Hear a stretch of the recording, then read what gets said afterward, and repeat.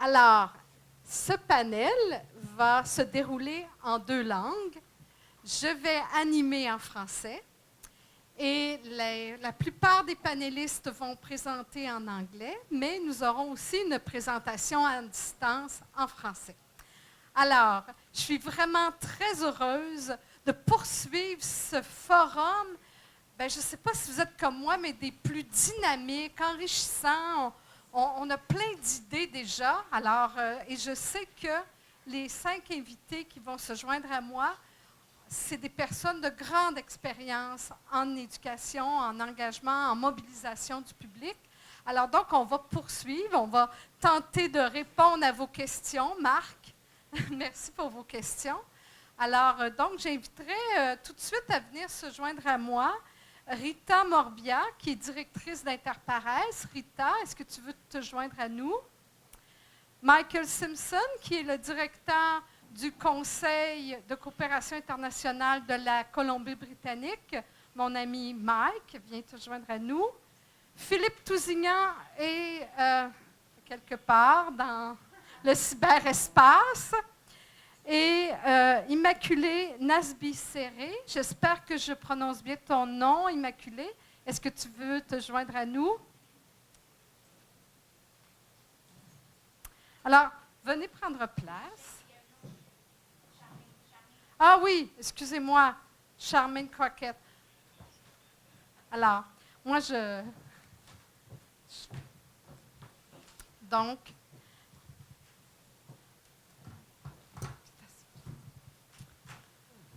chaque panéliste va d'abord présenter pendant 10 minutes ses pratiques. Nous allons définir par leur expérience le cadre et les pratiques d'éducation et d'engagement du public. Alors, donc, la première présentatrice, et non la moindre, c'est Mme Charmaine Crockett. Excusez-moi pour mon accent. Alors, Freddy a bien mentionné ce matin que les personnes qui prennent la parole ont des curriculums vitae très impressionnants. Comme on n'a pas beaucoup de temps, je vous invite, comme lui, à les lire. Je vais présenter nos panélistes brièvement parce qu'on veut surtout les entendre et les écouter. Alors, Charmaine, elle est gestionnaire de communication stratégique pour le partenariat canadien pour la santé des femmes et des enfants. Elle dirige la planification, le développement et la mise en œuvre des communications et des initiatives de mobilisation du public pour son organisation. Et elle a une immense expérience, notamment c'est une grande organisatrice d'événements et une bénévole très impliquée. Alors, Charmaine, vous avez 10 minutes pour présenter votre allocution.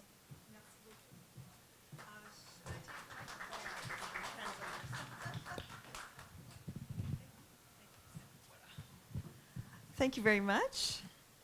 It's a pleasure to be here with you today to talk with fellow public engagement practitioners on what we're doing in the sector in relation to this. And I'm pleased to start off a little bit about what CanWaCH, the Canadian Partnership for Women and Children's Health, has been doing in recent months. We began recently with a research project in May, where we presented, and I'm just going to advance to, I guess, there we go, where we went out to get some research on how Canadians feel about investment in women and children's health. We also were looking a little bit more to see where we can find them, how we can access them, where we can talk to them, and getting a little bit of a sense of why they think the way they do. This work was conducted on behalf of our members so that they are equipped with the results of this research so that we could also work with our members to build a public engagement strategy, which we are in the midst of doing. We're working very closely with our members, our working groups, in particular our public engagement working group. We have a couple of members of that group here today, Molly Buckley from AgaCon, and Michelle Bruno from Results is here somewhere as well. Oh, there she is. So we're working very closely with that group, and on November 1st, we will be presenting a draft strategy for discussion with our membership at our annual general meeting in Ottawa. And it's very much a discussion to get some feedback. As we all know, public engagement campaign strategies are very complex, and we have a lot of expertise within our membership that we want to tap into. So we did the research, we're working on a strategy, and we're just trying to make sure that we're very deliberate in how we develop this. This is not our first public engagement research endeavor. We conducted research in 2015, so what's great about this is that we have some trends that we can build upon. 2 years later, we can see how Canadians have moved or have not moved. The research was a survey of 1,004 people, nationally representative of the Canadian population. Plus, there's this belief-based behavior research, which is an interesting concept. It is a team of anthropologists analyzing 4,000 online conversations. Not something that I would probably want to do. It would be tough work, but they manage out of this to segment Canadian audiences into they segment Canadians into these different audiences that are helpful to us to identify who we can reach, how, whether we think we want to spend the time and resources on a particular segment of the population. The only issue about the research this year was that we had to keep the questions relatively the same from 2015, but as you know, we're using a different language, women and children's health rather than just, maternal, newborn, and child health. So we added a few questions about sexual and reproductive health and rights. We added a little bit more context, and we also added some questions about social media. So basically, I'm going to spend a little bit of time on the priority global issues that were identified. The results of this are on page 10 of the report, which was in your package. Overall, in the rankings, maternal and child health ranked 7 out of 8. And I'll talk a little bit more about that in a moment. This would be what they consider to be a priority area of concern for the Canadian government, and that's only 8% saying it should be a priority focus. Ranking high, and not surprising to many, and I've seen this in other research that's been conducted in the sector, was that climate change was 40%, followed by global economic stability at 32%, poverty and hunger at 26%, education in developing countries 13%, and gender equality 12%. And again, these are all listed on page 10 of the report.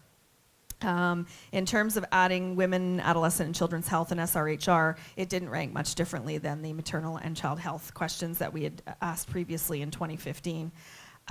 We had a member say, wow, that's bad news. And we look at it a little differently. It's not, it is what it is. It's the reality. We need to know and understand where Canadians are thinking about this. And I'll talk a little bit more later about why they think this way and where those sentiments are coming from. It's not that it's not important to them, actually, because in fact, 2/3 of Canadians continue to see Canada's role in supporting overseas development as our country's duty. And that's the same proportion in 2015. That's pretty incredible. 2/3 of Canadians believe that it's our duty. 3 in 10, just 3 in 10, think that Canada should strive to increase the amount of foreign aid. And that's interesting. There's been some other research done in the sector that shows that Canadians don't really have an accurate idea of how much we give towards aid. Some Canadians think that we're giving 1/3 of our national budget towards aid. So, really there's a lot of misconceptions out there. And fewer people generally think that Canada's falling behind. They think Canada is doing better than they did in 2015. But this isn't surprising in the global context because we have what you would call the Trudeau effect and the Trump effect. So there have been a lot of interesting policies by the Canadian government on, the Feminist international assistance policy. There's been a lot of discussion and movement in the area of policy, and then we've had a lot of other interesting discussions south of the border. So in that context, what we are seeing is Canadians thinking that, hey, Canada's doing great. They don't know how much investment, they're not aware whether or not investment has gone up or down in Canada, but they think we're doing great, and 6 out of 10 Canadians feel a sense of pride about Canada's role. They love it. They think that Canada's doing a great job. And so those original findings where you see that Canadians are, that maternal and child health is 7 out of 8 on the list of priorities, well, it's because they're comfortable with it. They think we're doing fine. They think it's great. So, people are going to talk about an issue as a priority when they think there's a problem. So that's an interesting challenge for us to talk about. Oh, 5 minutes, thank you. Another interesting fact, what we looked into, and I'm sorry, I've been forgetting to change the slides here. Another interesting thing that we looked at was that in terms of civic engagement, and this goes back to Stuart's earlier comment about, what are we gauging as engagement? What are we talking about as engagement? Is it clicking? Is it coming out? Is it getting involved, participating in activities? And of course, the reality is that civic engagement has decreased among Canadians since we did this survey in 2015. But their online engagement increases. So, that's good or bad. We have to tap into this. Canadians, they fulfill that sense of engagement and pride or whatever it may be when it comes to these issues. They click, they like, they share. We just have to identify and figure out what is actually going to matter to us and measure and evaluate that. And just a moment. This was a really interesting statistic. 64% of the Canadians surveyed could not identify a single NGO. Now, I get that just naming an NGO is not necessarily a way to gauge public engagement, but Canadians need to identify with organizations and people if we're going to engage them. And so we need to look at this. It's a symptom more than anything. I mean, I grew up in a demographic where we had 3 channels and you watched commercials, you couldn't skip ahead, you couldn't watch Netflix. And so I grew up on UNICEF, Save the Children, all of these commercials. And I guess the kids these days aren't exposed to that, or younger generations have not been. But interestingly, for just a little bit of fact, and I hope I don't waste too much time on this, but in that ordering, UNICEF was named by 14%, Red Cross 11%, World Vision 6%, Doctors Without Borders, and Oxfam at 5%. So that's just a little bit of an interesting tidbit. Thank you. In terms of social media and news consumption, we really wanted to know where to find Canadians. And this is an important factor because in this sector, heavy users of Twitter. But we're talking to each other. We are talking to decision makers and policy makers and government, very important audience. But 61% of Canadians, the public, is on Facebook. They really are. It's a myth that Facebook is going down. It's actually going up. And they're using it sort of as their news aggregator source. It's where they're getting their news. You hope reliable news sources, not always. And it's also a myth that youth are not using Facebook. They are. They just don't use it the same way that older generations do. So they're on there, they're watching, it's where they get their news, but they're not clicking, sharing. My daughter's on Facebook, she's on it all the time. You will never see her like a poster, certainly not one of her mother's. So that's one of the things CanWaCH will be doing. We release it, YouTube also is coming up really fast. CanWaCH just released a YouTube channel to reflect this. Also, we're going to be sharing tips and resources with our members to make sure that they can more effectively leverage Facebook and really do a good job as one of the tools. And I'm just about out of time, but this is a big issue.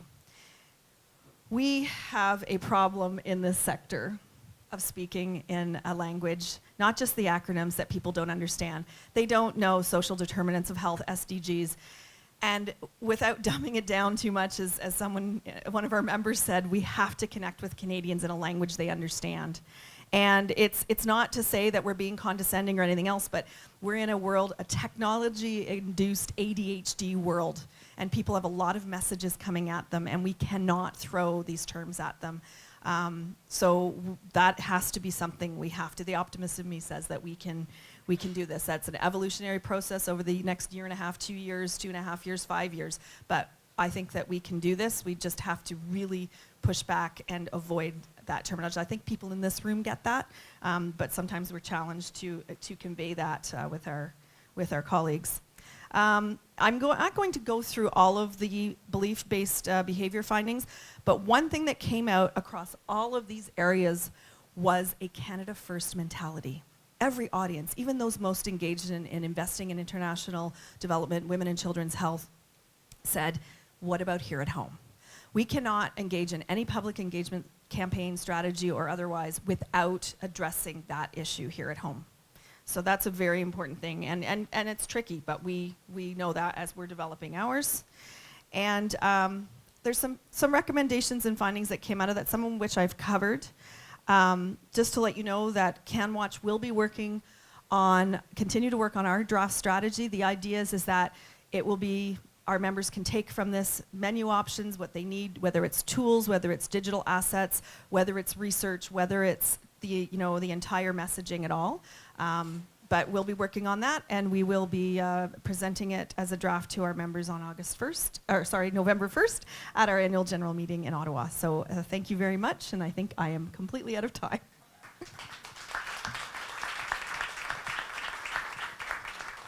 Merci beaucoup, Charmaine, et désolée d'être obligée d'être sévère dans le temps, mais on va continuer avec l'échange. Alors maintenant, je vous présente Madame Rita Morbia, qui est directrice d'Interparesse, et comme elle est depuis 2001 dans cet organisme, elle a entre autres géré le vaste programme Burma d'Interparesse, et elle a une expérience dans plusieurs grandes régions du monde, en Asie, en Afrique, en Amérique latine et au Canada, en fait, presque partout dans le monde, et particulièrement sur les questions de comment construire la paix, promouvoir la justice et mondialiser l'égalité, et plus particulièrement les enjeux qui concernent les femmes. Alors, je la laisse vous présenter son action. Merci. Merci, Michèle. So I did have a PowerPoint. Oh, I click. Oh, it's all in. Okay, thank you.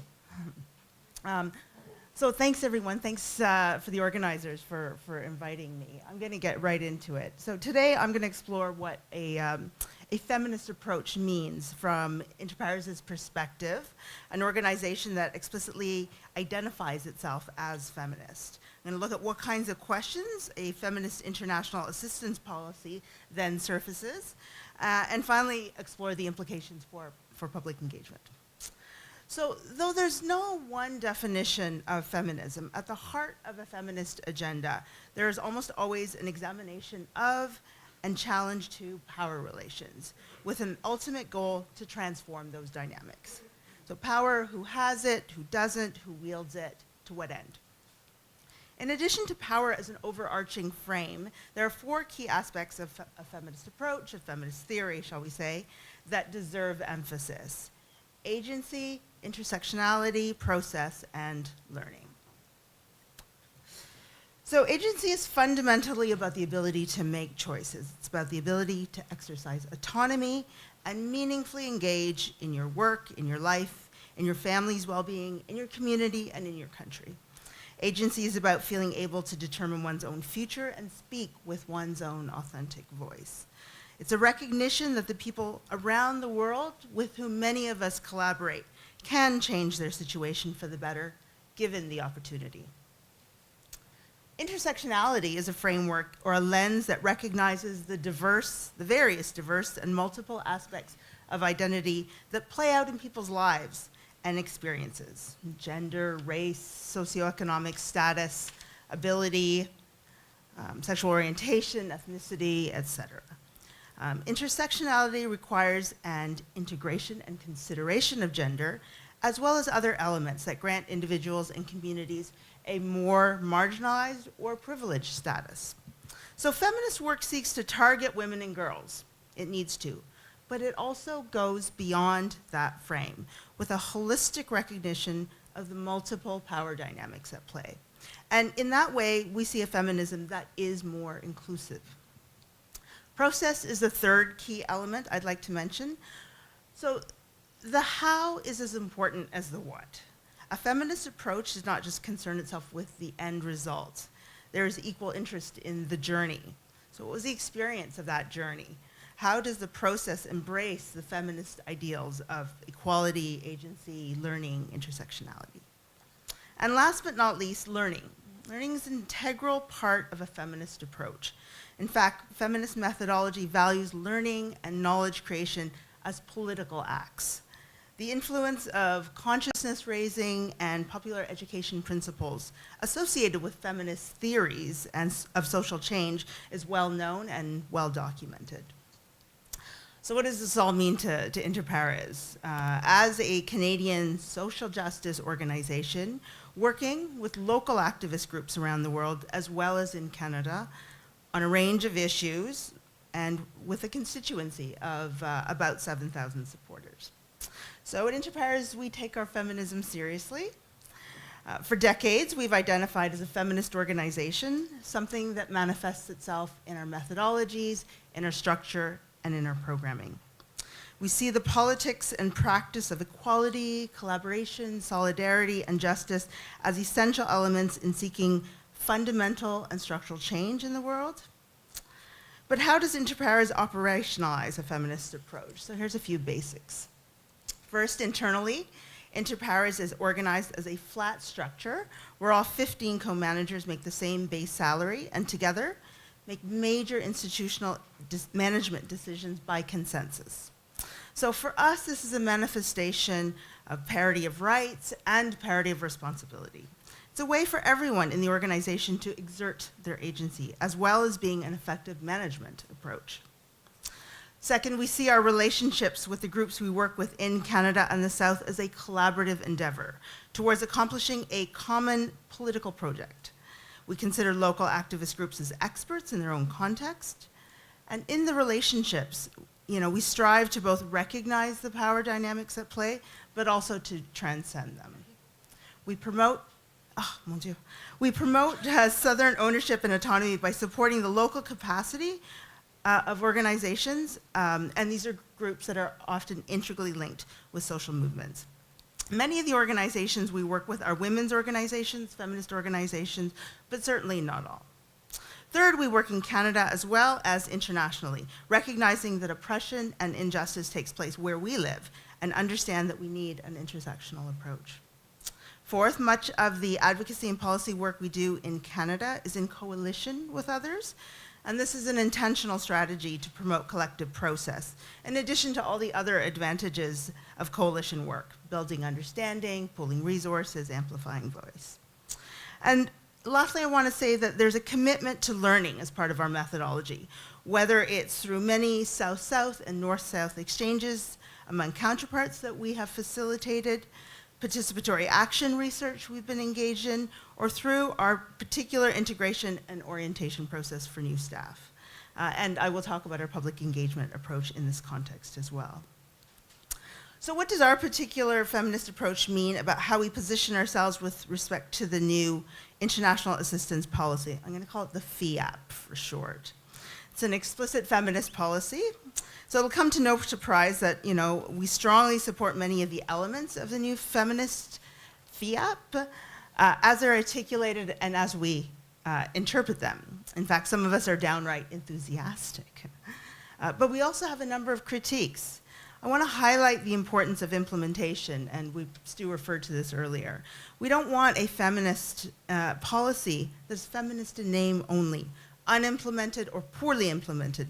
So it becomes just another co-optation of the feminist label, a branding exercise that has nothing to do, that does nothing to change the status quo. So ultimately, the feminist approach in advancing Canada's international assistance policy must challenge systemic inequality, unjust power systems, discriminatory laws, policies, and programs. Furthermore, it must address root causes. How to begin? Let's talk about what constrains agency. So poverty, for example, has drivers. Large segments of society are impoverished. That is, there are systems and power structures in place that actively keep people poor and limit the basic choices people can make to improve their lives. Similarly for women, patriarchal systems, laws, policies, attitudes, notions, not just limit, but can devastate the agency of women. So feminist policies work actively towards removing these barriers, helping raise those voices and fulfill their own aspirations. Changing laws and policies and transforming systems often requires engaging in advocacy work by local organizers. So providing services and basic needs is absolutely important. But if there is to be durable systemic change, advocacy work and advocates who are part of larger movements for change require support. So we are waiting to see to what extent advocacy and local and national organizing work will be supported by the new FIAP. One of the most effective and inclusive methodologies we've seen at Interpares is organizing. Our experience is that when people, especially women, come together, dialogue, articulate a common vision or goal, and then together try to realize their goals, their objectives, the results can be very powerful. Organizing work cultivates powerful grassroots advocates who then go on to make systemic change. But this work can also be sensitive. As with all work that challenges the status quo and vested interests. But there are obvious parallels here with public engagement work. In terms of process, how will the power dynamics between a government donor and its grantees be acknowledged, be mitigated? This is an issue the Canadian government has to some extent recognized in its examination of delivery mechanisms as part of the FIAP, but hasn't yet addressed. The minister herself has spoken about building local capacities, but how locally accessible will the funding process be, from project submission to contract negotiations to reporting and beyond? What, for example, does a feminist financial audit look like? Process is also about what kind of methodology is being used to promote change. Will global affairs begin to privilege work that is long-term, that supports the ultimate building of people-centered movements, particularly feminist movements? Which brings me to public engagement. So the recent Global Affairs Canada civil society policy recognizes the role that CSOs play in public engagement in Canada. However, both the civil society policy and the FIAP are new.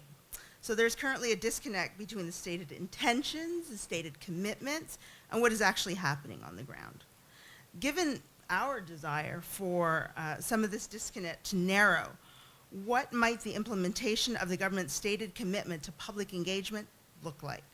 So will it incorporate a true interest in process, in learning, that goes beyond the quantitative counting of demographics of who is in the room and how many secondary actions are ultimately performed? You know, as an organization, Interpares' public engagement roots lie in feminist consciousness raising and popular education. So how do we as Interpares continue in this context to nurture public engagement and participatory learning? How do we go beyond that to ensure that our public engagement is actually linked to advocacy and organizing here in Canada and abroad? Oui, merci.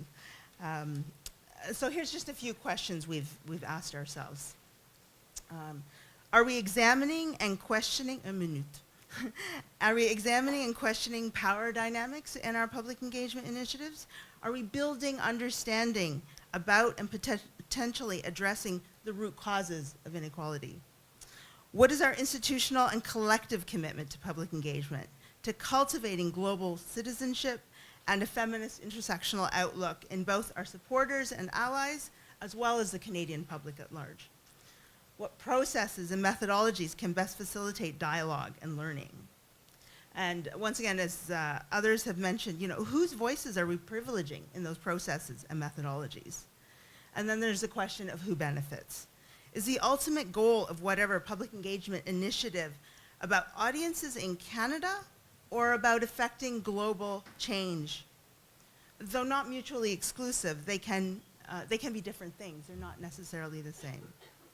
So your organizations may not, may or may not identify as feminist, but I think some of these questions might sound familiar. I think as Interpares, we still feel we have a lot to learn, and it's one of the reasons that I'm grateful to the opportunity to be here today. And I also acknowledge that there's an intersection overlap between feminist approach and other approaches.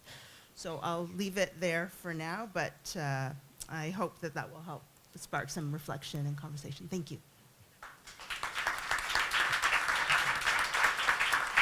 Merci beaucoup, Rita.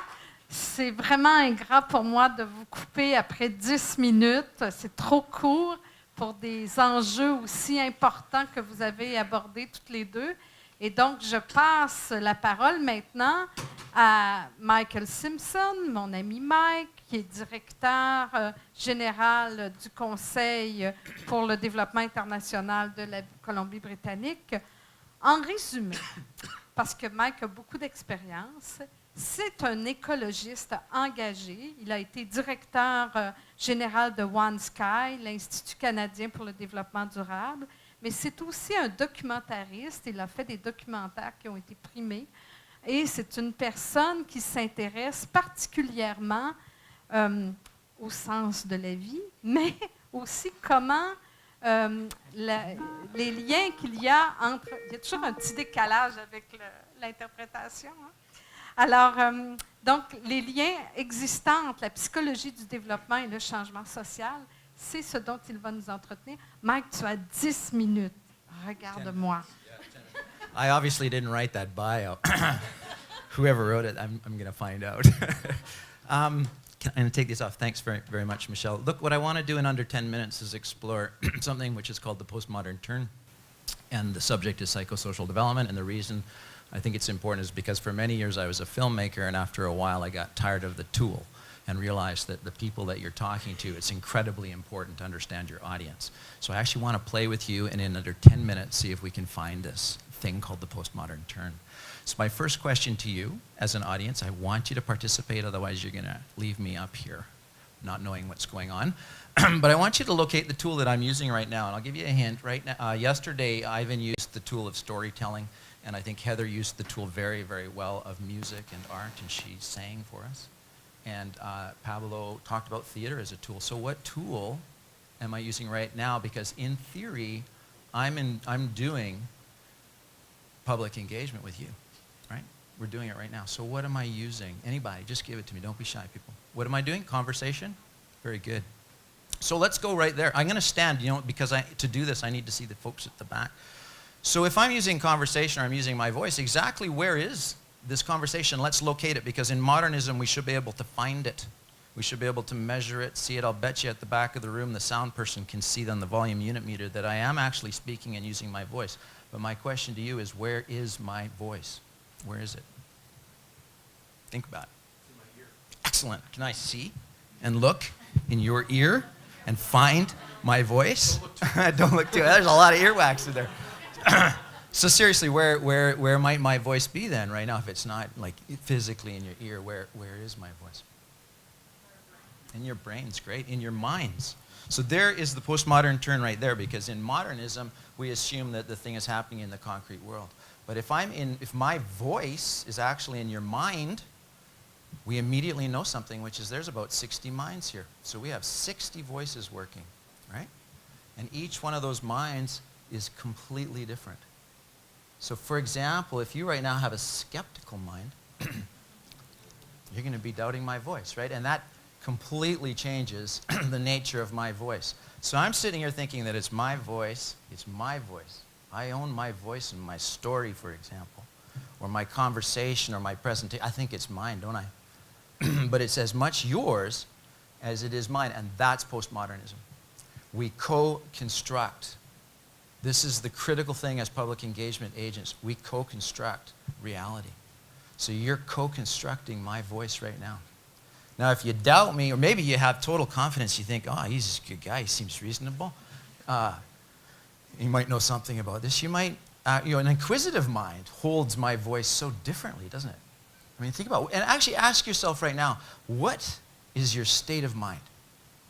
What is your state right now? Feel it. Just feel in your mind, because you got 65 different minds, and I guarantee they're not the same. Right? I guarantee. She's got a feminist mind here. Thinking about this, right, Rita?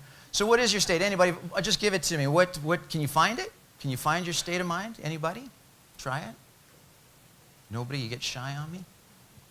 Well, as a teacher, Yeah. I'm feeling very humble and happy that you're going to do that. Excellent. Excellent. Okay. Let's try this as social change. You can see how important this is, right? Because let's say we go into any audience or we're going to work with anybody. If we're not aware of their state of mind, or we're not aware of the potential of their state of mind or the patterns of mind, then we actually won't be able to work with minds, right? And so what I want to do is, can I have a victim from the back? Somebody run up here quickly that I can play with for, how many minutes have I got here? Am I good? Michelle, am I still good for time? I can do it if somebody will be brave. Come up here and be brave, be really brave. Come up, please, come up. Come on up. Yeah. Give her a hand because she's actually going to allow me to explore your mind. So you want to do public engagement, right? Yes. Okay, tell me why. Right now, I wonder if I might be one of the youngest people in the room, so I have the state of a mind of a sponge to learn from you. So you want to learn from me. Okay. But you want to do public engagement. Yes. Okay, that's why you came. Yes. So why do you want to do public engagement and learn from me? Why? To make an impact in my local community that will have a ripple effect. Okay, I think that would resonate with most of you, yeah, that you want to make an impact that will have a ripple effect. Now, the question we're going to explore is, let's just dive a little deeper into your mind and go in under 5 minutes. Why do you want to do that? I want to make a positive impact and utilize my skills to do so. We're going to hit the postmodern turn, I promise, right? But why do you want to use your skills and make an impact and be positive? Because we have a lot of problems that we need to solve. Okay. Like, what about those problems? Give me one. Why do you want to solve it? Just give me one. Locate one. Yeah, that's a great one. It will make Who said that? us happy. Makes us happy. That's the postmodern turn. Exactly. Eventually, if we do this, you can do this with anybody. Do this on the plane. It's really fun exercise. You sit down, you say, well, what do you do? Oh, I'm a whatever. Well, why do you do that? And you just keep asking, why? Why? And the general rule is it's called 5 whys. And it usually after about 5 whys, the problem that you're trying to solve or the thing that you're trying to do out there in the world, in the exterior world, whether that's you're an anthropologist or a social change, eventually it flips in and you go, well, actually, I'm trying to solve the world because it makes me happy. It's in my mind I'm trying to change something. So here's my question. You can sit down. For each and every one of you, thank you, you did great. But for each and every one of you, think about the narrative of our sector. We want to what? Change the world. We want to solve the problem of poverty under 3 minutes. We want to do all these things to the world, right? But if you do the postmodern thing, you've got to examine in your mind, what is it about this world that you're so unhappy with? Like when you go into an African village, as I've done in Nigeria or Sierra Leone, or you go in, you know, if a person who is in their mind wanting to solve problems, you know, a hammer sees nails. A social change agent sees problems. So you've got to examine your own state of mind and go, well, how could I walk into a village and not see a problem?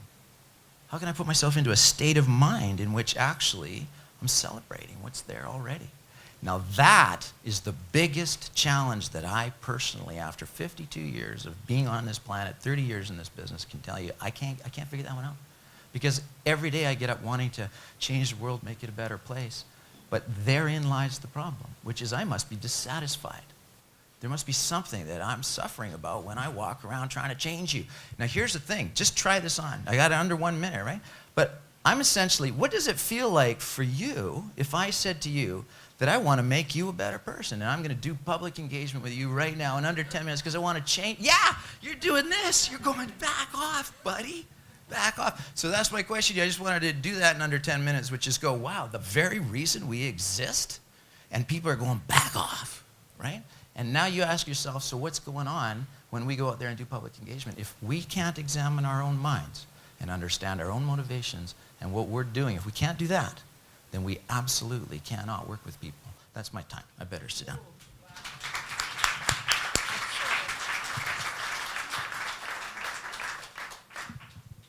Merci beaucoup, Mike. Alors là, je vous présente un ami qui est au Québec. Bonjour, Philippe, j'espère que tu es là. Bonjour Michèle. Oui, bonjour Philippe. Je pense que ma pile est morte.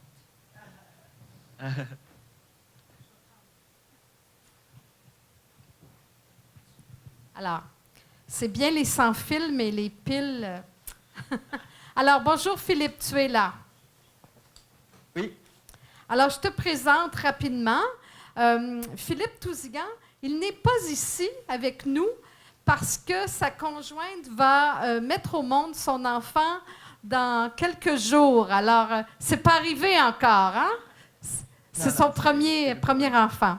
Alors, on comprend qu'il est à distance et il est directeur d'Educonnexion, qui est un programme spécialisé en éducation à la citoyenneté mondiale et à la justice sociale. Il a développé le premier cadre de référence en éducation à la citoyenneté mondiale au Canada, ainsi que des méthodes novatrices d'adaptation et d'intégration au programme scolaire. Il fait beaucoup de formations à chaque année à des centaines de personnes à cette approche participative et il est aussi professeur à l'Université de Montréal où il enseigne le cours Citoyenneté et développement. Alors, mon cher Philippe, je ne sais pas si tu me vois, mais tu as 10 minutes et je vais t'indiquer quand il va t'en rester 5, 3 et 0. Et je vais être aussi sévère qu'avec les 3 autres panélistes avant toi. Alors, à toi la parole. Oh là là là là, c'est angoissant ça. C'est bon. Je vais partir la présentation, ce ne sera pas très long. Je vais partager mon écran pour que vous puissiez voir le diapositive. Et voilà. Super. Est-ce que vous êtes capable de voir? Non. Oui. Ah, super. Phew. C'est bon, ça va nous sauver bien du trouble. Bien, merci beaucoup pour cette généreuse introduction, Michèle. C'est toujours un plaisir de pouvoir collaborer sur des projets. Je suis très honoré d'être présent aujourd'hui pour le forum. C'est vraiment génial.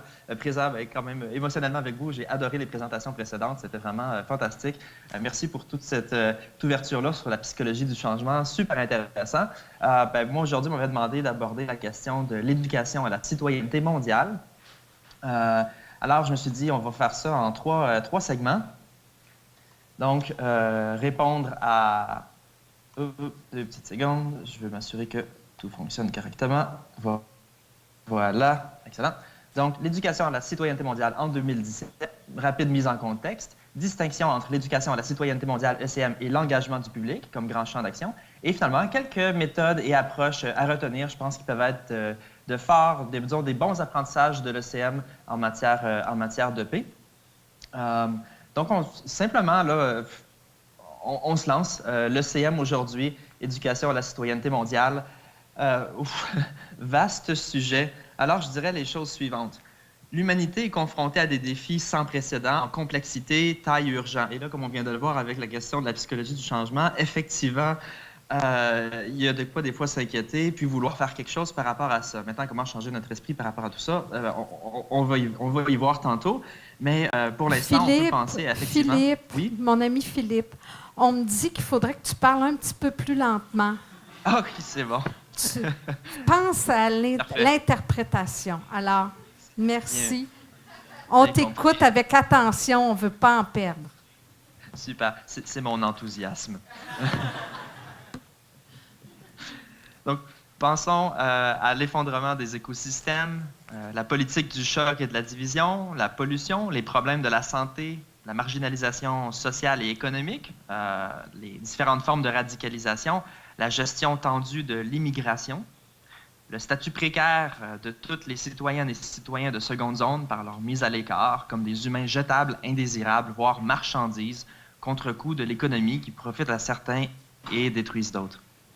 Dans cette culture de l'exploitation, où la principale relation qui prévaut est celle de la consommation, tout devient une ressource exploitable, que ce soit les richesses de la nature, la terre, les humains, le corps des femmes. Les termes de ressources naturelles et de ressources humaines traduisent très bien cette réalité. Du moment où quelque chose est une ressource, elle devient exploitable et nous la consommons. C'est dans ce contexte, je crois que ça fait appel à des citoyennes, des citoyens mondiaux qui sont non seulement consommateurs, mais créateurs, producteurs, jardiniers, critiques, portant en eux les valeurs du monde nécessaire de demain, ayant les compétences, les outils, les stratégies pour affronter les défis d'aujourd'hui et de demain, des individus agissant en pleine conscience, évaluant la portée, l'impact, l'influence de leurs actions, de leurs gestes, de leurs discours personnels et collectifs, à la fois sur eux-mêmes, les autres, le monde et la planète. Rapide définition comme ça de l'éducation à la citoyenneté mondiale. J'aime bien prendre une définition quand même assez large. J'en aurai une seconde à la fin du diapo, mais simplement, je pense que l'éducation à la citoyenneté mondiale serait les pratiques éducatives et d'engagement qui amènent à former un ou un citoyen du monde pour assurer l'avenir de l'humanité. Maintenant, distinction entre engagement du public et ECM. L'EP est davantage une catégorie large d'actions avec des visées tout aussi différentes. L'ECM, de son côté, est aussi une catégorie d'action. Le terme éducation peut être interprété très largement, super largement, mais on gagne avec l'ECM une visée ultime, soit l'atteinte d'un monde X par la construction d'une citoyenne, d'un citoyen Y. Il y a bien une éducation à la citoyenneté mondiale. Il y a donc une intention qui n'est pas nécessairement nommée quand on reste plus dans le champ général de l'EP. Donc avec l'ECM, on gagne cette fois-ci une visée normative ou une intention davantage nommée. Maintenant, avec l'EP, on engage un public cible, qui souvent va se retrouver à être récepteur de notre action, de notre programmation, à qui on livre un contenu. Évidemment, en EP, le public n'est pas toujours passif, ça c'est faux. Puis je pense que vous le savez tous par vos pratiques respectives. Toutefois, avec l'ECM, il y a une préférence à considérer les gens comme des acteurs de changement qui seraient alors acteurs cibles plutôt que public cible. C'est un peu comme l'approche de développement axé en droit qui remplace le terme de bénéficiaire, plus passif, par détenteur de droit, théoriquement plus actif et qui reconnaît l'agence des gens. Philippe, il te reste 5 minutes. OK, super. Fait que le CM se distingue aussi de l'éducation à la solidarité internationale en ce qu'elle porte à développer donc, des compétences, par exemple d'analyse, de plaidoyer, d'action collective chez les citoyens et non simplement à l'interne de nos organisations. Donc, quelques petites différences comme ça rapides, hein, et je me concentrerai sur quelque chose de très important ici. Comme d'autres cadres, l'adoption du vocabulaire de CM permet de s'entendre sur une finalité, si on le veut, hein, si c'est un vocabulaire qui nous plaît. Et il y a tout un débat autour de l'adoption même de ces termes-là. Alors, je crois qu'il y a un peu une lutte pour nous, des fois, de s'emparer d'un vocabulaire qui peut être déterminé par d'autres que nous, à cet effet-là. Et je dirais, en absence d'un but commun qu'on peut se donner grâce à l'ECM, et c'est aussi une autocritique, les actions des OCI sont saupoudrées souvent à travers la société, dont les propres mécanismes de reproduction peuvent même en annuler l'effet. On fait souvent l'analogie que l'engagement du public, c'est comme un peu semer une graine en terre, mais on oublie trop souvent que cette graine peut atterrir dans un sol ou des conditions sociales et économiques qui la feront pourrir, se dessécher et ne jamais pouvoir germer, grandir.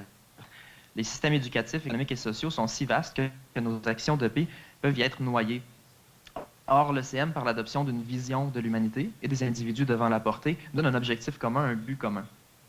Maintenant, en termes de méthodologie, je dirais la chose suivante. Il n'existe pas proprement une méthodologie de CM, c'est davantage un ensemble de pratiques plus ou moins restreintes ou englobantes, dépendant de la définition que vous préférez. Ces pratiques se font dans le champ de l'éducation formelle, informelle, incluant les campagnes citoyennes, l'éducation populaire, la recherche-action participative. Oh, je recommence à aller un peu vite. Oui, Philippe, je voulais te dire, il te reste 3 minutes, mais ça ne veut pas dire qu'il faut que tu parles plus vite. Oui, OK, c'est bon. Ça peut inclure aussi en ECM, donc le bénévolat, les stages, en fait, toute pratique pertinente qui va constituer l'univers participatif du citoyen. Puis en fait, l'ECM ne diminue pas les pratiques ou ne retire pas des pratiques pertinentes, mais c'est au contraire favorise la diversité de tactiques pour remplir cet univers participatif-là. Lorsqu'on parle d'éducation à la citoyenneté mondiale, je pense que c'est très important de se rappeler que tout groupe humain est composé des dimensions suivantes, juridiques, politico-participatives et socio-identitaires. Ils forment un univers de sens pour l'individu et chaque groupe d'appartenance, qu'il soit citoyen, religieux, sportif ou de genre ou autre, remplit ces dimensions-là. Alors c'est à notre tour aussi, je pense, avec le CM, un apprentissage important, c'est de voir comment on peut aller remplir ces différentes dimensions-là pour offrir un univers de sens aussi complet et aussi achevés que peuvent l'être d'autres univers de sens. Je me rendrai finalement sur, et voilà, ceci, l'engagement en poupée russe. En ECM, on dit que l'engagement nous met en garde de garder le global hors du local. L'engagement envers le monde et la planète se construit dans un continuum avec l'engagement envers soi-même, c'est proche, sa communauté, sa société, d'autant plus qu'avec les stades de développement de l'enfant, l'empathie et l'engagement se développent dans un peu comme des cercles concentriques, qui évidemment sont plus ici des losanges sur votre diapo. Donc, l'un peut devenir la porte d'entrée pour l'autre, mais une solidité à long terme de l'engagement nécessiterait un peu ces poupées russes, plutôt que d'avoir une grande poupée russe globale au cœur creux. Autrement, l'engagement reste superficiel, puis sur la base d'actions ponctuelles. Et en Ça conclusion, ici, c'est un peu ma grande définition reformée. Oui, c'est ça. C'est un peu ma grande définition reformée. Puis comme conclusion, je dirais en 2 phrases, à l'ère de l'économie mondialisée, un monde doté d'acteurs transnationaux, de firmes transnationales, de criminalité transnationale, terroriste ou fiscale, il n'y a pas encore de justice transnationale forte. Puis en absence de cette justice, en absence d'un ordre supranational, l'idée de citoyens mondiaux mobilisés pour l'avenir de l'humanité, pour le respect de ceux et celles qui ne bénéficient pas des mêmes privilèges, semble plus que nécessaire. Merci beaucoup.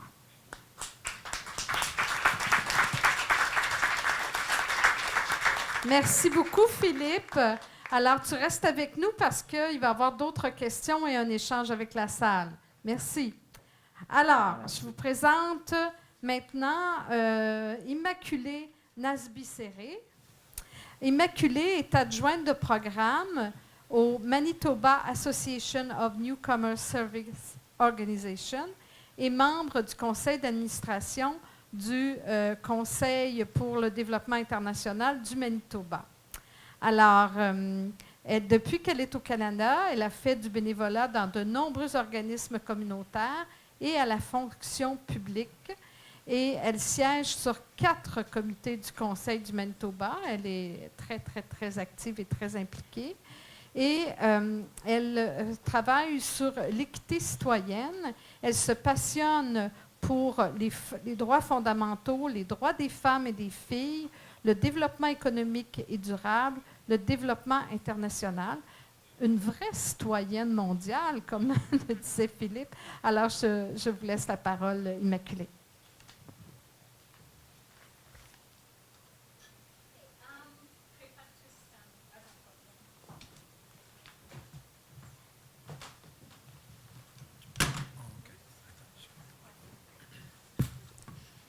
Hey, good morning. I'm here to speak to you about. I have a please. Okay. Yes. I'm here to speak to you about the ethical and practical considerations CSOs should make when carrying out public engagement on global issues that affect communities in Global South and even here in Canada.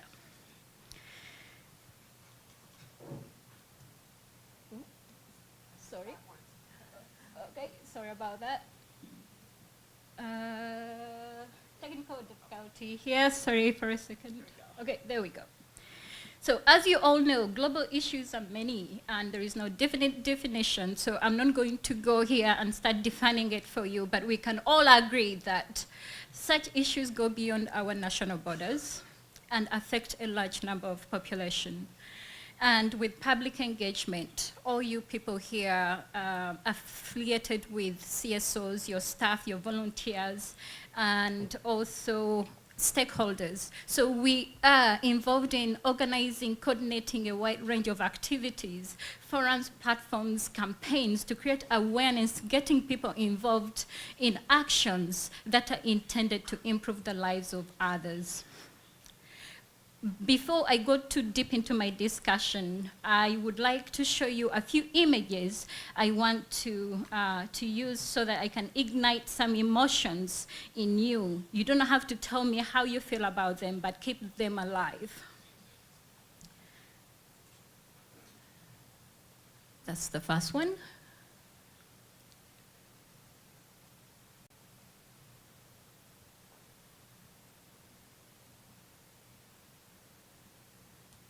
Okay. So development organizations for a long time have used images to create awareness on global issues happening in Global South, but also in our own backyard. Global issues such as poverty, refugees, famine, hunger are prevalent in Global South because of various factors such as political instability, war and conflict, corruption, making it difficult for people, communities in Global South to improve their lives without the help of international organizations or NGOs such as yourselves. Therefore, with the knowledge we get from different events or forums, what we see through the images on TV, internet, make us feel a sense of responsibility or an urge to do something to engage others in topics on issues that people are facing. For example, Glennie states that images used by different organizations to communicate or raise awareness may contribute to skepticism, as repeated use of such images showing people living in desperate conditions may create an impression that very little has been done or has changed over the past decade. So I want to keep these images you've seen in mind while we think of other images or our public engagement campaigns we use in the public. So what is some of the, my list of ethical and practical considerations are not going to be exhaustive because of the time limit, but I'll highlight just a few considerations for you.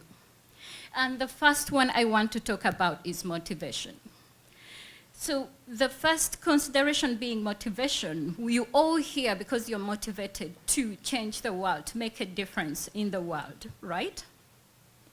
So, and then I'm going to ask you, what really motivates you? Is it to be the voice to the voiceless? To move policy for the betterment of others? Or are you doing it for your own interest or organization interest to be able to retire young, given that if the funds are really, high? So with motivation, it makes us, or me specifically, to put on ethical lens when I look onto organization or community interest, in the sense that the public engagement campaigns we are involved in for personal interest or for the greater good of the global world. Or do not get me wrong, we are really paid and we live off the work we do. So in the plain language, organization interest can be found in the results of the campaigns. There are some dubious organizations. I come from Africa, or Uganda, which is part of Africa, and a third world country in the global south. So we know how some organizations might be created with an aim of getting rich, whereby they are going to exploit the emotions of international organizations seeking donors, fundraising in the guise of supporting some projects in the global south. But in the end, the money will end up in the offshore account. So organizational interest then and community interests are really on the opposite end of the development continuum. In the end, our actions should reflect the concerns of the people we are advocating for while promoting the organization's goals and objectives for the greater good. Therefore, we must protect the interests of the people, and one way we can achieve that is to find out about what people's concerns, needs are through consultations. This will help our deliberations with governments and help identify the best policy options to tackle the global issues in the global south and here in Canada. Nisbet and Markowitz, 2016, identified one of the major approaches to public engagement as being policy deliberations. So this actually, I can pinpoint an example whereby Canadian Council for Refugees are using the platform, their platform for consultations, whereby they are trying to look for a way of hearing different concerns from the people and talking to different various stakeholders and going back to the government and look for a way how they can recommend or recommend those ideas to advocate for policy change in Canada. So you saw all the images which I showed you earlier. So now with images, now it leads us to a few ethical questions to ask ourselves.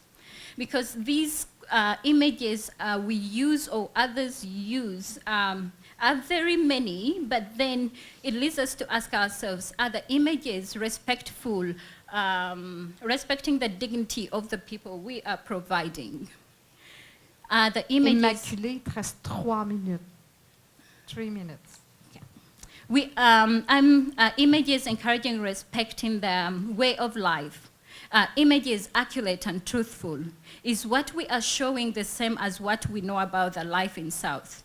Are we acting with integrity in our campaigns, or are we building support for long-term sustainable development? So those are some of the questions we can keep asking ourselves while we carry on our public engagement. Then this was raised earlier, but also, thankfully, I had it. Who is driving public engagement? Are there any opportunities in place where public engagement activities or discussions are led by the communities or public, in a sense that people can drive the discussions, activities in order to identify the problems and discuss appropriate strategies to deal with the problems, while CSO staffs or government officials are acting as facilitators. Such initiatives will draw and learn more from local knowledge from various groups of people in the community that will offer CSOs and governments practical and effective solutions to the global issues. There have been some successful examples in India, South Africa, Brazil, and Philippines, whereby citizen-driven public engagement has yielded good results in the communities. And my final consideration will be a practical one looking onto cultural competency. Given that I work in the immigration sector, I felt an urge to talk about our cultural values and differences. So in Canada, as you know, we are in a multicultural nation. We have different people from all walks of life from different countries. But then some of the questions we should ask ourselves: how can we raise awareness in Canada on issues pertaining to refugees that are fleeing from their countries of origins due to conflict, political persecution, or famine? And given that right now we are in a situation whereby there is a lot of propaganda from our friends in the South who are campaigning for anti-migration, and which is spreading to our Canadian communities as well. What is the best way of promoting contextualized learning, not only in our schools, but also to the public on issues of refugees, immigration, and even other global issues, keeping in mind the local relevancy and cultural appropriateness? So how can we address some of the social concerns and economic concerns, social concerns such as fear of terrorism, and also economic concerns such as the economic burden people feel like immigrants are bringing onto the Canadian economy, people are voicing against refugees or immigrants in Canada. There have been a few successful initiatives or public engagement platforms in my sector, which we employ to engage the public, to create awareness, to debunk the myths and misconceptions of all these concerns. For example, we have partnered up with Manitoba Mennonite Central Committee to host forced migration simulation sessions to create more awareness on issues pertaining to refugees. And also we have toolkits available to teach people about some of these misconceptions. If you want to know more, because we've run out of time, you can come to me and I'll explain them more. In conclusion, I've noticed in so many organizations, youth or people of my age are not really actively engaged in volunteerism, and I feel like there is a need for all of us to reach out, because some of us, we might not have time, but we need to engage more people to work together for the greater good. Thank you. Merci. Merci beaucoup, Immaculée. Alors, je vous ai interrompu, mais je vous redonne la parole. Je pense que ce panel a commencé à répondre à vos questions, Monsieur Stewart. Qui pour qui? Comment amplifier les voix des exclus? Vous avez amené une perspective très intéressantes. Charmaine, vous nous avez donné un bon portrait des Canadiennes et des Canadiens et vous avez mentionné que les Canadiennes et les Canadiens sont davantage sur les médias sociaux. Donc, c'est un défi. Est-ce que c'est un défi pour l'engagement du public, selon vous? Quel est le principal défi que vous avez identifié?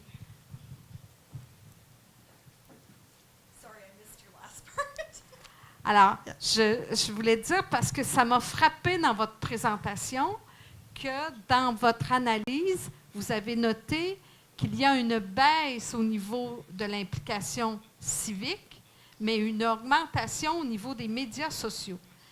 Est-ce un défi pour l'engagement du public? Comment vous définissez ce défi? That is absolutely a big challenge because we have to change the way we think and measure public engagement. It used to be that people would come out, they would volunteer, they would donate. You know, we have to figure out how to translate this social media activity into something tangible, into something that that will make a difference, that will advance our work. Est-ce que vous avez réussi à le faire? Avez-vous commencé à le faire? We're just getting started with our strategy. I mean, the biggest challenge, you know, if we're asking what the biggest challenge is for us in public engagement right now, I mean, externally it is dealing with how do you address some of the misconceptions that Canadians have out there about investment in international development by our country? How do you change, you know, educate them in a increasingly competing world with all kinds of messages and without going negative? And that's a big issue for us. Il me semble que c'est le défi que vous avez aussi identifié, Immaculée, ces mauvaises perceptions. Est-ce que c'est pour vous un grand défi pour l'éducation, la sensibilisation du public? Et comment on arrive à le relever, ce défi?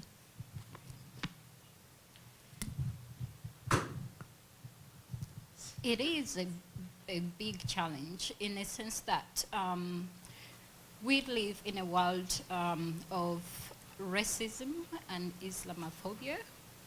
So creating awareness or preaching to people who are already dead set against immigration or refugees or migrants, sometimes we feel like getting the right audience to, you know, create awareness, you know, teach them about the issues pertaining to immigration. Sometimes it's really hard, but we work with different immigration service providers, and they help us to reach some communities which we are unable to reach. But I know we can do what we can do. The only thing we can do based on our own capacity to reach as many people as possible. And these kind of public engagement initiatives we've started, we feel like we have a platform to probably enlighten people how these newcomers have been living before, or maybe refugees have, you know, the conditions they lived in the camps before coming to Canada. And hopefully it will open their eyes, you know, to realize that what Canada is doing, it's for humanitarianism, and it will not only, it also puts us on a global market, something to be proud of. So I think people, when they know that it's something which is going to put Canada on the map, and, you know, it kind of creates that sense of, you know, pride in everyone in the end. But in the end, we can, as much as possible, do what we can do to create that awareness. It still be a challenge in the end. Est-ce que vous pensez qu'un message qu'on devrait lancer, c'est de témoigner de l'apport, de la richesse qu'amènent les immigrants, les réfugiés à travers le Canada? Très souvent, on présente des gens qui ont besoin d'aide. on ne présente jamais qu'est-ce qu'ils nous amènent, comment ils nous enrichissent par leur culture, mais aussi par leur travail. Est-ce que vous pensez que ce serait une bonne idée? Yes, it's a good idea, but also of recent, Canadian Council for Refugees did a survey of, I think, more than 200 plus people participated in it, looking onto the public opinions of the people, how they view immigrants. And some, the majority were in support, having a good perception that immigrants, refugees contribute to the economy. And they bring different cultures, which is very good. But then we had a few, there is an opposition, a percentage whereby people are against it. It's like, however much they are going to contribute to the economy as you think they are, but we have a small percentage of people who are going to be a burden to our economy, whereby they're going to be on social welfare. And at the same time, they are terrorists, because of what has been going on in the world. So basically anyone who is Muslim or who is a refugee, they think there is that terror, fear of terror, that one day something is going to happen. As you know, that it happened in Edmonton when a Somali refugee ended up crashing a vehicle into the public. So there is fear, it instigates more fear. But the more we create more awareness, we'll be able probably to divert a few. But if there's strong opposition, I don't think you'll be able to really get rid of it. It's deep-rooted. It's in us. Oui. Il faut apprendre à se connaître. Comme le disait l'artiste Heather hier soir, où elle disait, quand on se connaît, on apprend à s'aimer et à être ensemble. J'aimerais poursuivre avec vous, avec toi, Rita. Tu as parlé de comment vos pratiques féministes ont transformé votre organisation du travail, mais aussi que vous mettez ensemble les femmes qui elles-mêmes décident de leurs revendications, de leurs actions. Est-ce que tu peux parler plus de cette approche féministe?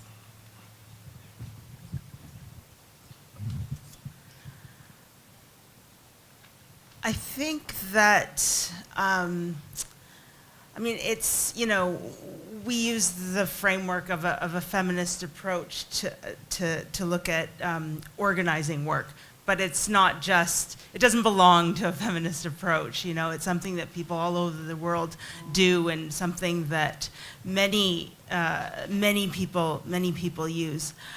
I think the key is that, you know, when people are supported to come together and when they're supported to speak up and to talk about their own issues, then it helps us deal with the issue of voice. Whose voice are we amplifying? Because it's, you know, I think it's, as organizations working with folks in the global side, we don't always have to mediate. You know, what we have to do sometimes is facilitate, and that's a different sort of thing. And I think it's something that, you know, folks see. We support a lot of work around, you know, local organizing, women's organizations, local farmer organizations, you know, around the world, that sort of thing. But it's an interesting public engagement strategy as well, because if you believe in lifelong learning, then conversation, then dialogue is such a powerful tool. And I think in terms of success, yeah, you're dealing with these tendencies where, you know, there is the issue of social media and it can create a distance, but, you know, sometimes social media can create its own community. So I think the issue of methodologies, there are diverse methodologies, and you know, it's great that there are diverse organizations using different methodologies. So that's one perhaps response to your question. Mais Philippe a bien mentionné que l'éducation à la citoyenneté mondiale, c'est un ensemble de méthodes, de méthodologies. Le moyen qu'on prend est important, mais c'est particulièrement le sens qu'on lui donne.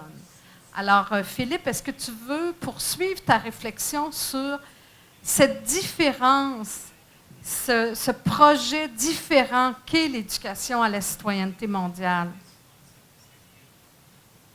Philippe? Oui, je suis de retour. Est-ce que tu as entendu ma question? Oui, très bien. Oui, c'était juste le temps d'activer le micro. Je dirais, sur le sens de l'OCM, c'est aussi se sortir de la logique. Je pense avec l'éducation à la citoyenneté mondiale, on est capable d'entrer dans une logique qui nous met en équilibre entre la logique individuelle du renforcement de capacité, etc., mais aussi la notion même de citoyenneté qui implique l'appartenance à une collectivité humaine globale. Et c'est pas tant, je crois que c'est de se mettre dans la mesure où tout le monde est du monde, où tout le monde est citoyenne et citoyen de l'humanité.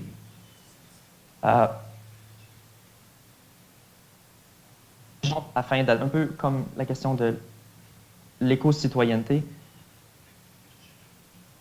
nous devrions agir de certaines manières en lien avec l'environnement, mais il n'y a pas nécessairement une identité fixe attachée à tout ça. On a de la difficulté à néanmoins de se donner entendre. un cadre commun.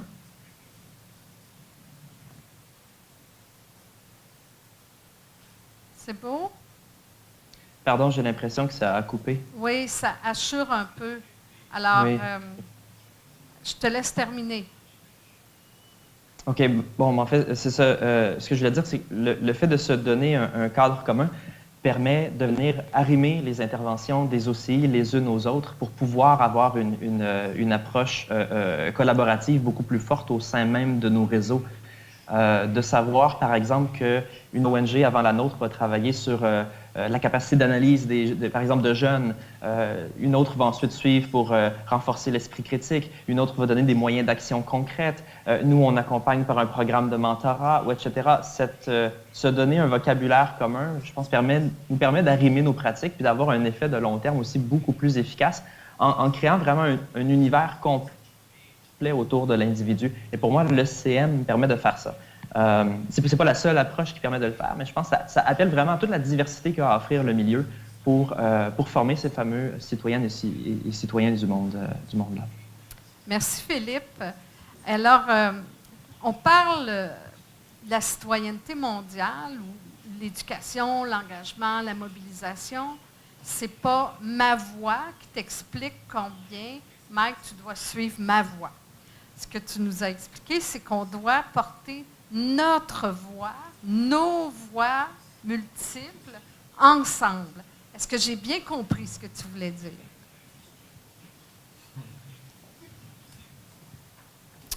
Yeah. So you want me to talk about that? It's ironic because I actually do this stuff. I'm actually what's called a voice dialogue or a big mind voice facilitator. And what you do is you kind of work with people inside their minds to look at the various different sub-identities that you have. And so what each one of you goes by a name and an identity. And the theory in Western psychology is that you construct your ego. You're not born with it. You're not born with your identity. You grow it and you become, based on the influences around you, who you are. And those influences are very strong. So if we grow up in a patriarchal society, our identity structures are formed from day one.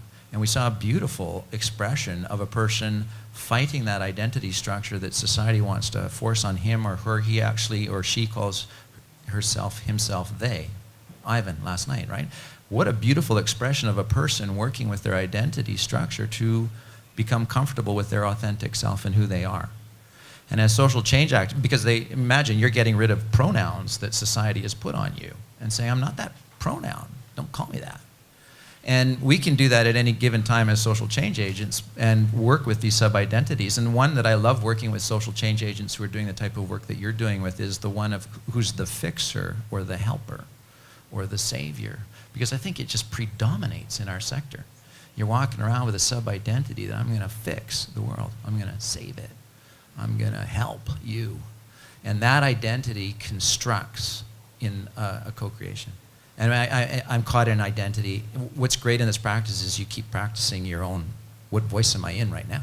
Well, I'm in the voice of the person who's talking to you and trying to do this or do that. So it's just a practice that can be very, very useful, looking at the sub-identities in social psychology that when we're walking around talking and engaging with people, who are you? Who are you trying to be? And that's a very, very interesting question.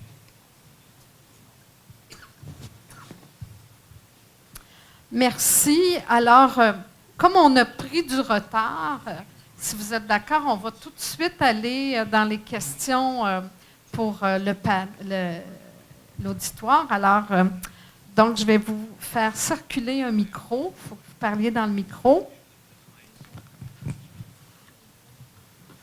Alors, bon. Quand vous animez, avec de l'interprétation, vous ne devez pas porter de robe. Vous devez avoir un jeans avec des poches. Ça, leçon apprise. Alors, qui veut poser une question ou aussi apporter sa contribution parce que vous avez aussi de l'expérience. Alors, passez le micro. Peut-être vous identifier et puis on va faire 2 ou 3 questions avant de repasser la parole au panel. Après, ça va être monsieur. Oui. Oui, bonjour. Alors moi, je vais poser ma question en français. Ma question est pour Madame Charmaine. Désolée, je m'appelle Sandra Gassana, je suis la directrice des communications à Interpares avec Rita. Alors ma question, c'est par rapport aux recommandations que vous avez mentionnées à la fin de votre présentation. À un moment donné, vous parlez de speak and appeal to Canadian values and desire for a better world. Moi, je me posais la question quand je lisais ça. Déjà, est-ce qu'on a tous la même compréhension des valeurs canadiennes?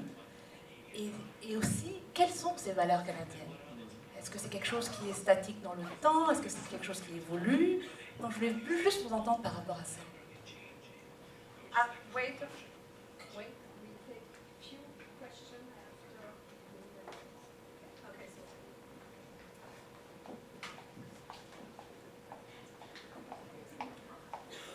Maybe I just stand up. Hi, my name is Hom. Good morning, everyone.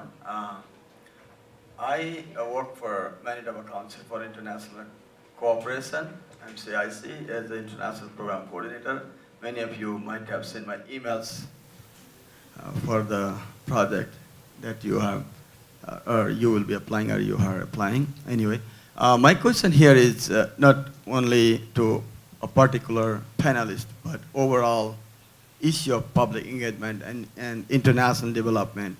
Since the time, like late 50s, we started doing us and other type of international development work at the time, and time has passed a lot of, and there are many changes going on, but there is still poverty, there is still gender inequality, there is still many things that are going on in the global south.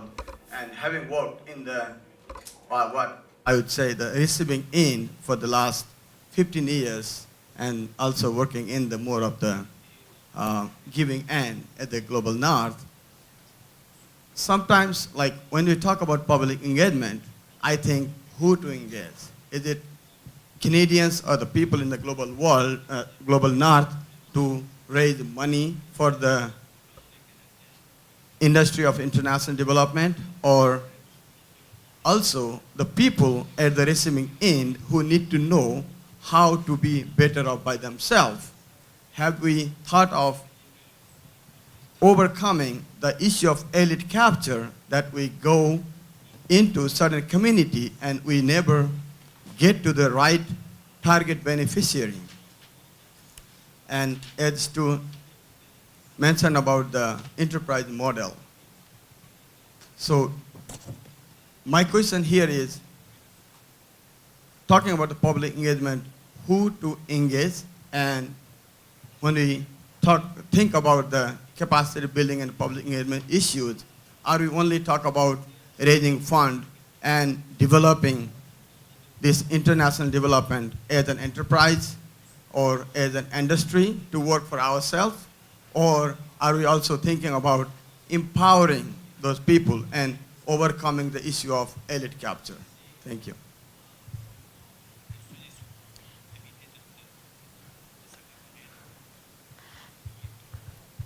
Alors, j'ai 2 autres questions et ensuite, je crois qu'on va laisser la parole au panel parce qu'il...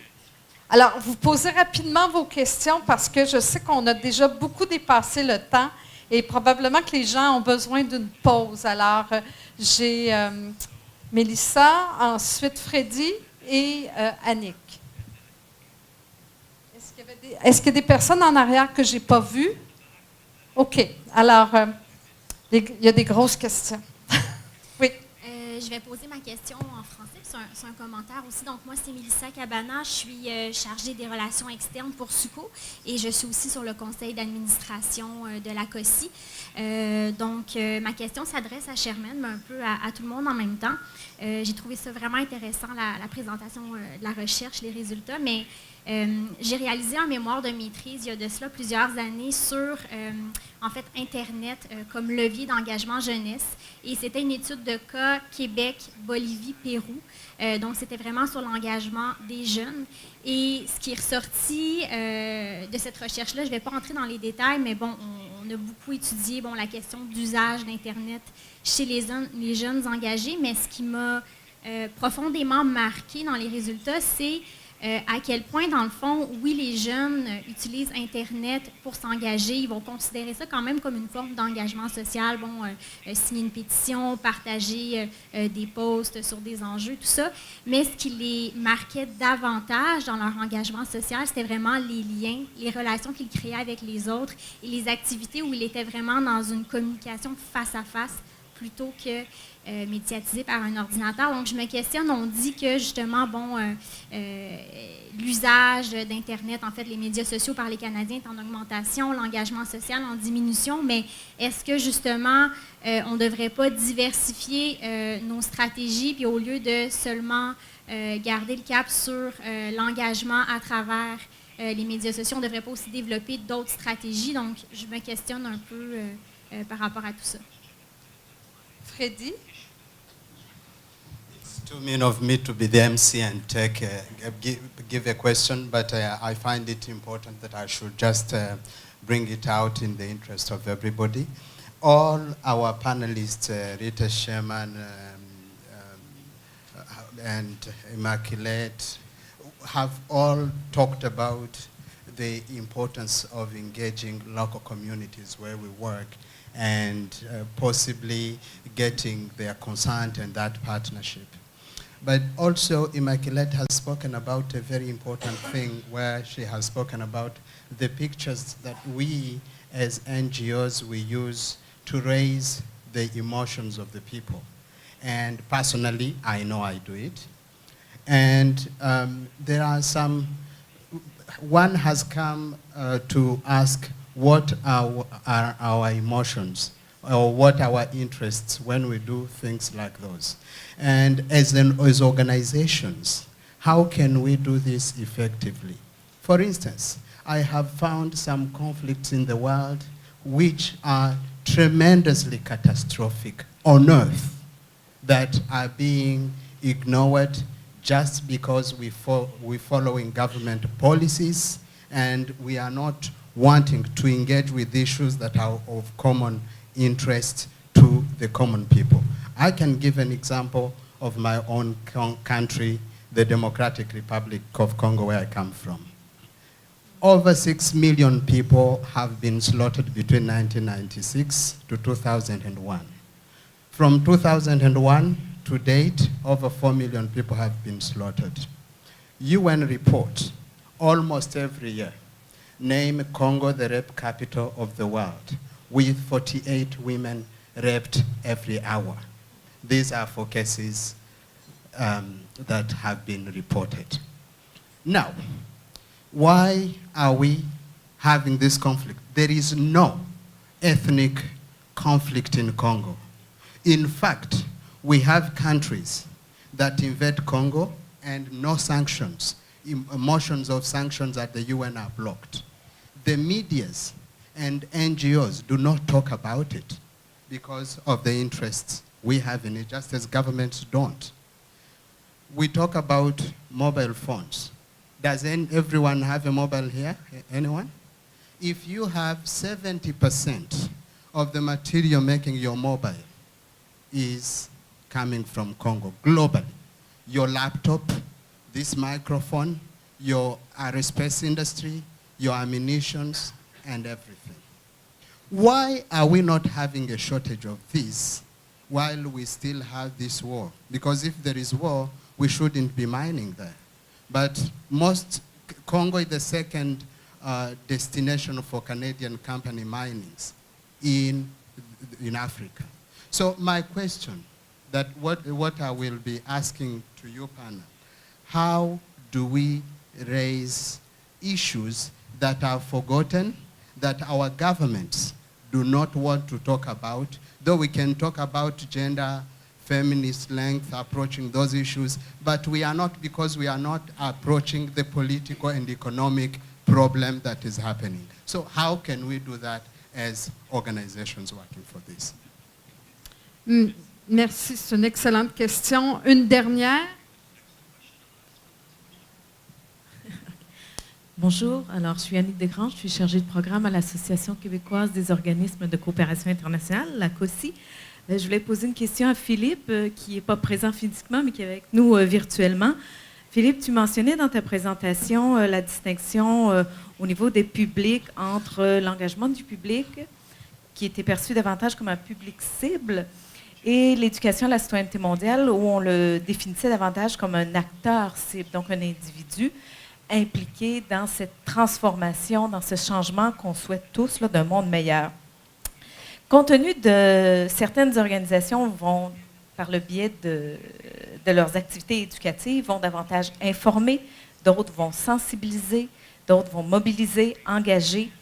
Alors, et à ce niveau-là, il n'y a pas de jugement. Je pense qu'on peut faire des activités où on rejoint beaucoup de gens et où on se situe plus en termes d'information et de sensibilisation.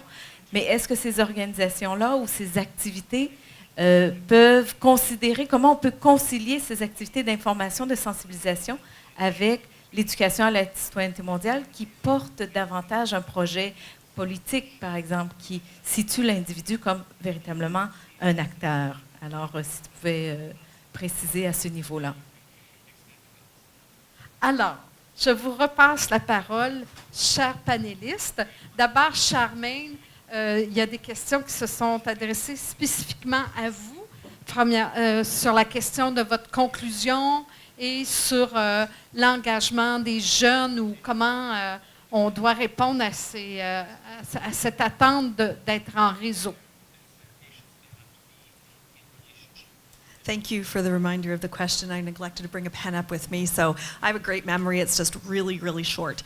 So I think that there was a question about Canadians' values and do they evolve? Well, do they? Yes, I think they do. I think of what Heather Bishop said last night in her remarks about Canadians getting to know and understand each other and it does. Their values do evolve. And if we start changing the conversation through public engagement, I do believe Canadians' values do evolve. I don't think that you're the same person and have the same opinions at 20 that you have at 50. And I think, thankfully this is the case, because we have a long way to go and we've seen some setbacks recently, but we do evolve. Our values do evolve. So Charmaine, I'm an optimist, yes.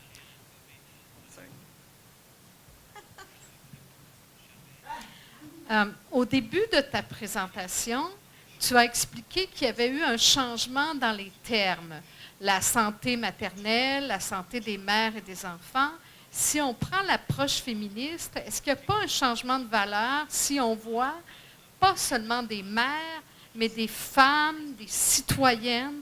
Est-ce qu'il y a une évolution vers ça qui a été aussi introduite par un changement de gouvernement, le gouvernement précédent avait des valeurs très précises par rapport aux femmes, et celui qu'on a maintenant dit qu'il en a d'autres. On verra comment ça va se faire concrètement. Est-ce qu'on peut parler d'un changement de valeur? Absolutely. I think that it does change in values. The conversation, that is the conversation. I mean, Rita mentioned whether the FIAP is branding, what's going to happen with it, will we find that, how will it be implemented with substance? But definitely it does change the conversation. Just the way we reference maternal, newborn, and child health, having become women and children's health, our name change, for example, I don't know if anyone knew, it used to be called the Canadian Network for Maternal, Newborn, and Child Health. One word shorter now. I think that it absolutely does, changing the language and introducing new language and concepts into the conversation will absolutely move the needle on that. And I just wanted to address, there was another question about who we're targeting for public engagement. A fantastic question. Look, we're all passionate about what we do and the sector that we're in, and investment in international development and making that a priority of Canada. Absolutely we are, and we want everyone else to feel passionate about it too. But I'm going to take a moment to be really pragmatic here. Right now, 2 years before an election, our public engagement focus has to be so that we never hear a government say to us, Canadians are fine, this is not important to them. It's not a big deal, we don't have to change anything. We don't want to hear that. And right now, they're saying they're not hearing from Canadians on this issue. Now, as the research has shown, they're probably not hearing from them because Canadians think that everything's fine. They think that we're investing 30% of the national budget on international development and crazy things like that. But, pragmatically, our target public engagement will feed into our government relations work.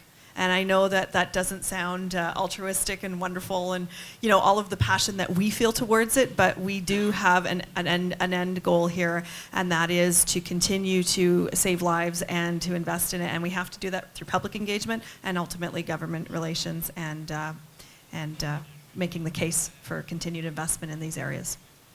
And there were other questions, but I think it's time for my other panelists, our fellow panelists to answer, and I have a terrible memory, so I'm very sorry if I didn't answer your questions.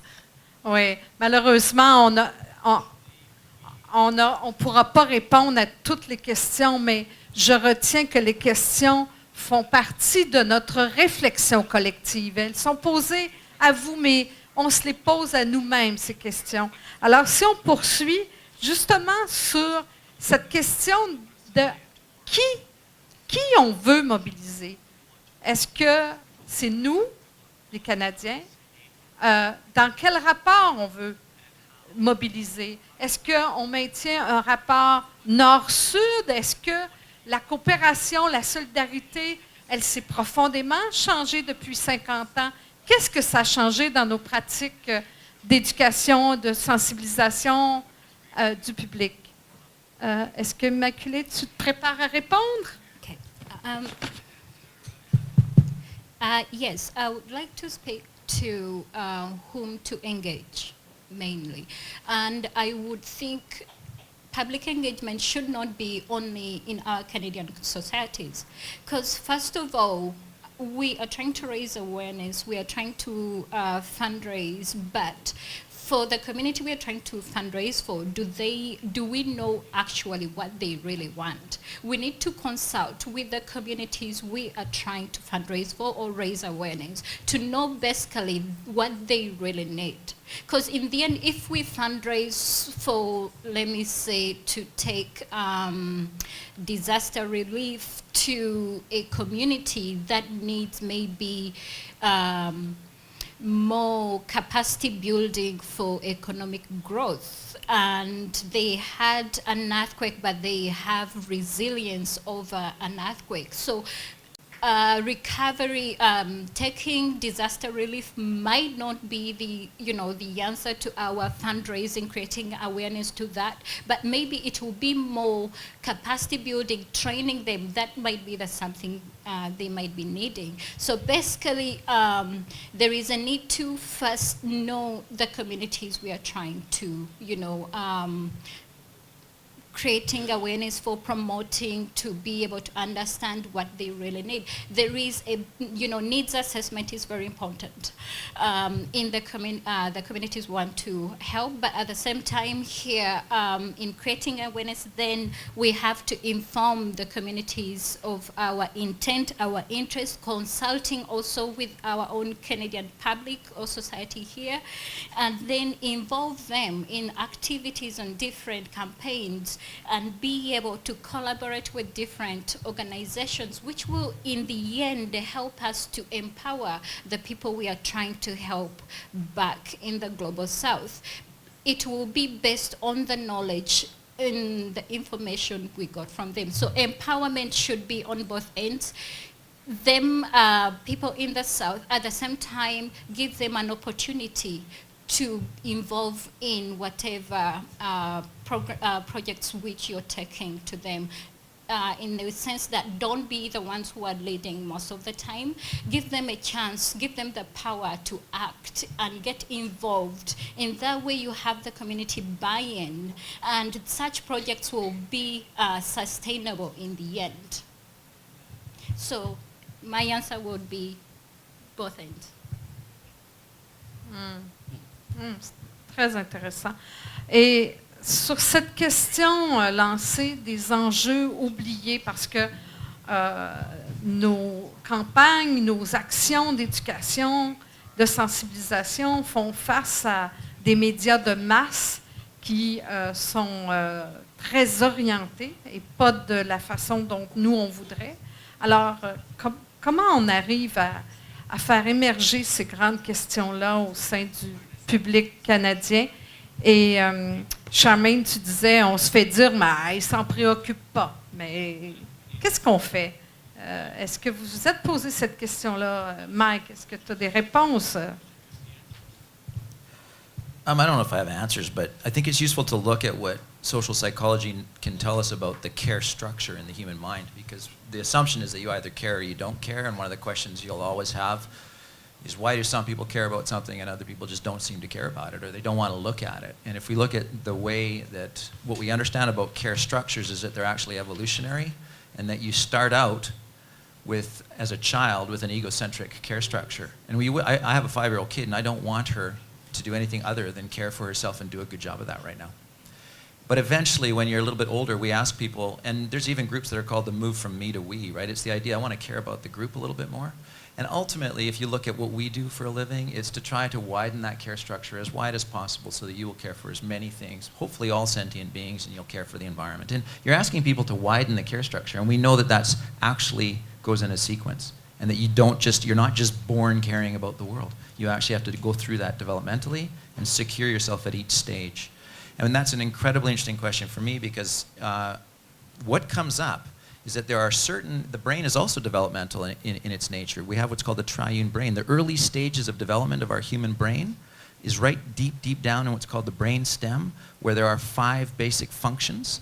And we are always trying to operate in the neocortex with reason, to talk to people. Here's the reasons why you should care. But if you think about care at a brain stem level where it's happening very quickly, that's where the 5 F's show up, and people like Trump are masters at this. They don't talk about why. They don't give you a rational reason. They don't use your rational brain. He goes straight for the 5 F's. Fear, food, fornication, and what are the other ones? Freezing, and I think fighting.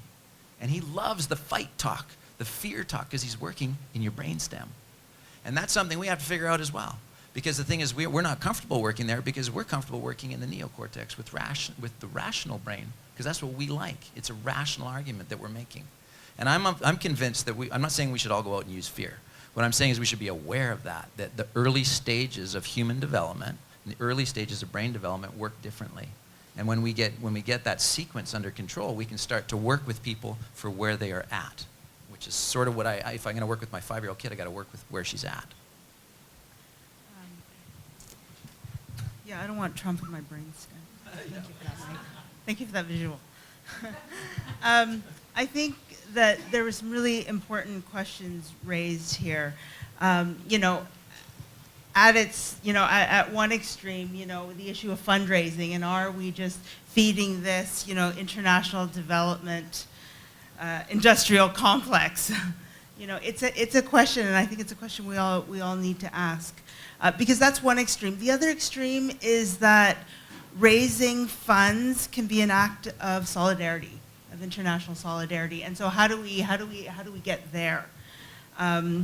This issue, I think, part of the issue is sort of quantity versus quality. You know, there is a great debate right now because the government didn't increase the aid budget.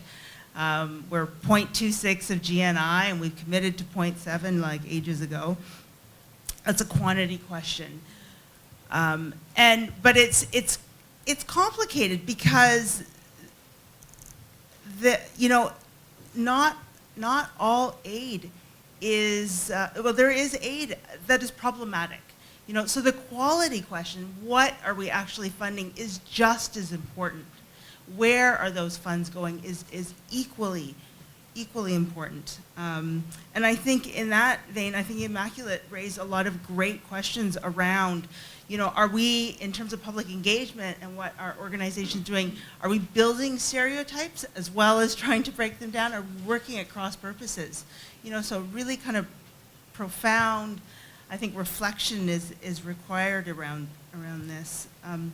The issue of, you know, sort of less popular, you know, causes or subjects, you know, I think there's always, you know, there's often a wave, right? Right now it's the feminist wave, and some of us, you know, are riding that wave. But how do you work in a long-term fashion on issues that are not as popular and will never be as popular?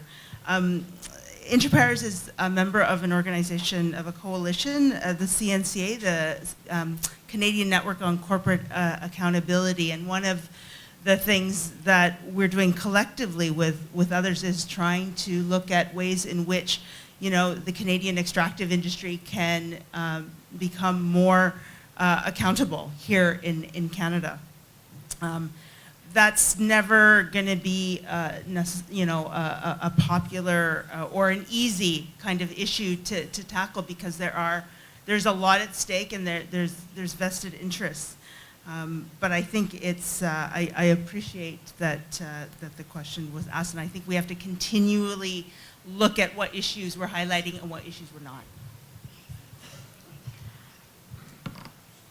Alors, maintenant, je passe la parole à Philippe. Tu vas être la dernière personne à parler sur ce panel. On a dépassé beaucoup le temps.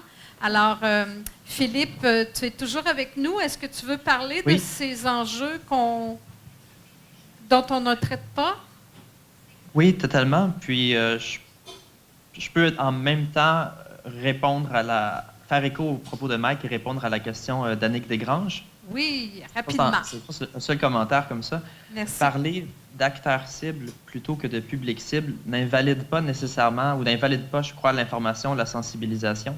Je crois que c'est davantage une question de posture intérieure qui, elle, change, car on croit que sur la base de cette information, la personne, comme entité autonome, agisse, ou que c'est l'information pertinente là où elle est, là, en ce moment, cette personne. C'est reconnaître l'agence de la personne, ce qui appelle, en termes de stratégie, de connecter à la personne là où elle est, un peu comme l'argument de Mike, comme on voit aussi en ECM, que l'engagement envers le monde se construit le long d'un continuum de l'engagement envers soi, envers ses proches, envers sa famille, envers son école, sa classe, ses amis, puis éventuellement le voisin, la voisine, puis plus progressivement, le nombre de différences augmente avec les gens dont on se préoccupe, jusqu'où on en vienne effectivement à se préoccuper de la planète et du reste. Alors, reconnaître la personne comme actrice de son propre changement, comme acteur de changement, je crois que c'est s'assurer de toujours faire face à là où elle est rendue, puis comment nous, on interagit avec cette personne-là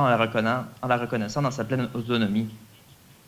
Sous quel cas, apporter des enjeux criants, sous-représentés, etc., doivent, je pense, dans la logique de CM, se faire en même temps au bon stade de développement de la personne, à partir des bons points d'ancrage, ou à partir des points d'ancrage qui résonnent avec là où la personne en est rendue. Et ça se construit sur des années. Parler d'un enjeu, Des fois, c'est notre réflexe, mais des fois, on oublie de se questionner, cet enjeu-là existe à cause de quoi? Quel comportement, quel savoir, quel mode de pensée est à la base de cette réalité? Et si on est capable d'adresser, pardon pour l'industrie, si on est capable d'adresser directement ces réalités-là qui sont le prélude à la situation néfaste qu'on souhaite résoudre, on peut décortiquer le problème puis le régler en petits segments à différents âges. Mm-hmm. Alors, là-dessus, Philippe, je te remercie infiniment. Et vous vous joignez certainement à moi pour remercier 1000 fois chaque personne de ce panel, fort intéressant. Et ce que je retiens, c'est l'importance de se questionner, de se remettre en question et de toujours porter ce regard plus large quand on veut s'engager à l'éducation, à la citoyenneté mondiale, à l'engagement du public, à la sensibilisation. Du fond du cœur, merci à vous toutes et tous. Une main d'applaudissement, s'il vous plaît, pour ce panel. Merci beaucoup.